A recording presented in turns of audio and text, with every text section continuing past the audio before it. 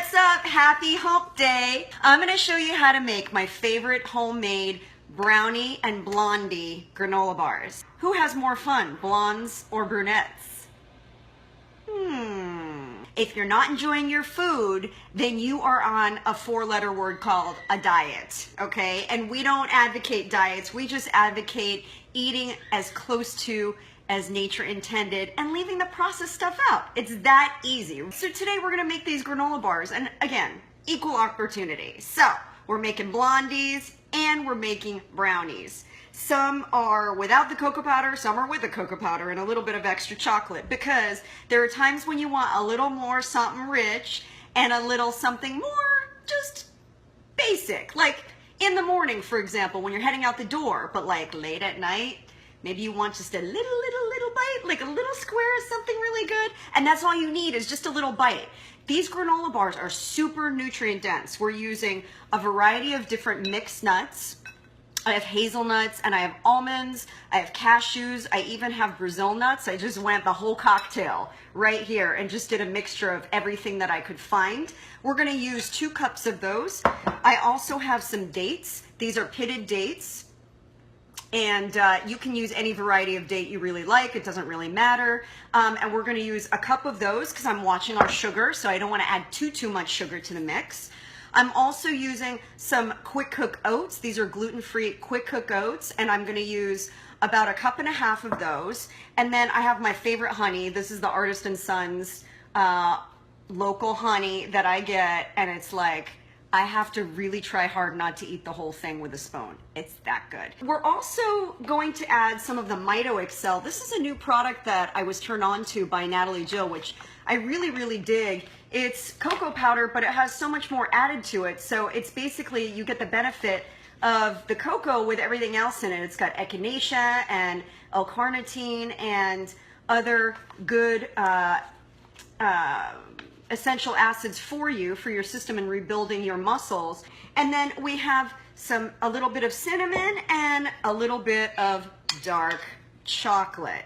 So these are the blondies when they're done, and you can see they're nice and thick. It's like fudge almost. We are going to add our nuts in, and like I said, we've got just a mixture. If you don't like certain types of nuts, you don't have to add them in. Now I'm gonna actually take out about this much, little handful, because what I want to do is I want to hold on to these for a little bit coarser grinding in there, so I have some whole nuts. So that's about probably 3 tablespoons or so that I'm gonna reserve. The oats, I want to get those nice and fine.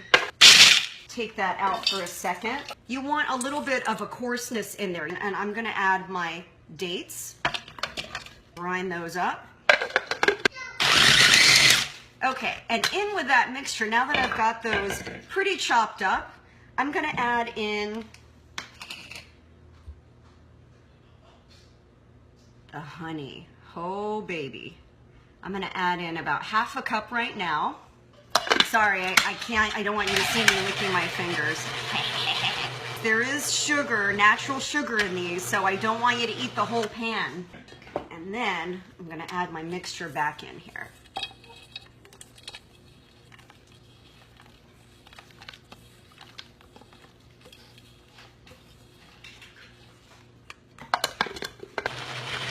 There it goes, it's mixed up.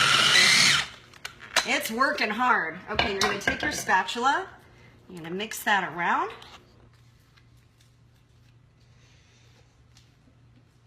You're gonna get your workout doing this too, I gather. Oh yeah. So here's what your mixture ends up looking like at this point. That is, and then you gotta get in there and work it with your hands, y'all. There's just no way around it. So before I do that though, before it gets really messy, I'm gonna add 1/2 cup of the Mito Excel. If you don't have this, you can just use regular unsweetened cocoa powder. This is gonna give it that chocolate fudginess. I'm gonna mix that around. And then I'm also gonna add a little bit of our peanut butter, and this is gonna help be the final binder. I'm gonna add, just gonna pour it in. It's gonna be about 2 tablespoons. Peanut butter, yay! That is your sticky brownie version of the blondies. Now, I'm gonna go grab what I set up already in the freezer. And then what you're gonna do is you're gonna place a piece of parchment paper, just like so, in your pan, so it makes it super simple to pop out. You're just gonna pull the whole thing out, and then we can cut that into squares. Before I spoon this all out, is add my cinnamon. I'm gonna do a teaspoon of the cinnamon. I'm just gonna kind of leave that on the top. I'm gonna top the whole thing with some chocolate. Now that is going to get molded right into the other side of my pan here. You're gonna push that in, and you're gonna let that set up in your freezer for about 15 minutes or so, just like so. And then I'm gonna finish it off with my melted chocolate, because these are my brownie ones. Now this is a dark unsweetened chocolate. There's literally no sugar in here at all. So I think with the sweetness of the dates and everything else we have going on in here, the honey and stuff, that should be good enough. This is what it looks like before the chocolate sets up on the brownie side. And then this is the blondie side with the chocolate set up, just like so.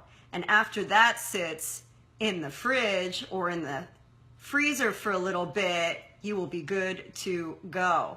Here's what it looks like when you bite or when you cut into these. And I don't want to ruin it because I want to take a picture of it, but let me show you. It's like super dense. And when I say like a little bit goes a long way, literally sometimes all you need is a couple bites, because there are nuts in here, there's peanut butter, there's chocolate. I mean, it's pretty dense. Just like so. Oh yeah, there is your granola bar. Now that's a bar, okay? Don't give me any of that processed stuff. That is a bar by far that you can take in a car and drive real far, like the man from Mars, right? So those are your bars. That's what it looks like when it's done. And you can take these and wrap them up like I mentioned. You just stick them in a little bit of wax paper and take them on the road, especially now with summer. You're gonna be on the road a lot, driving to grandma's house or wherever you're going.